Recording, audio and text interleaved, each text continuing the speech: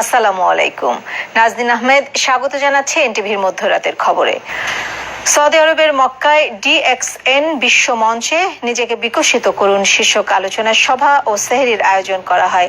NTV Saudi আরব মক্কা প্রতিনিধি কামাল পারভেজ অভি জানান, মক্কার DXN এর হল রুমে SR দুলাল সিদ্দিকের সভাপতিত্বে ও SA জাহিদ আহমেদের পরিচালনায় diamond business society Mecca, Jeddah ও হাইলের উদ্যোগে অনুষ্ঠিত সভায় প্রধান অতিথি ছিলেন DXN এর ETD মোহাম্মদ নাসের খান চৌধুরী।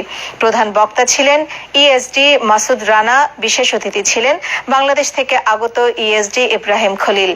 এ সময় প্রধান অতিথি ETD মোহাম্মদ নাসির খান চৌধুরী বলেন, DXN 31 বছরের প্ল্যাটফর্ম। বিশ্বের যে কোনো দেশ থেকে যে কেউ যুক্ত হয়ে নিজেকে সফলতার দ্বার প্রান্তে পৌঁছাতে সক্ষম হয়। আলোচনা সভা শেষে দেশ ও জাতির মঙ্গল সহ প্রবাসী বাংলাদেশিদের সুখ, শান্তি, সমৃদ্ধি কামনায় বিশেষ দোয়া ও মোনাজাত করা হয়।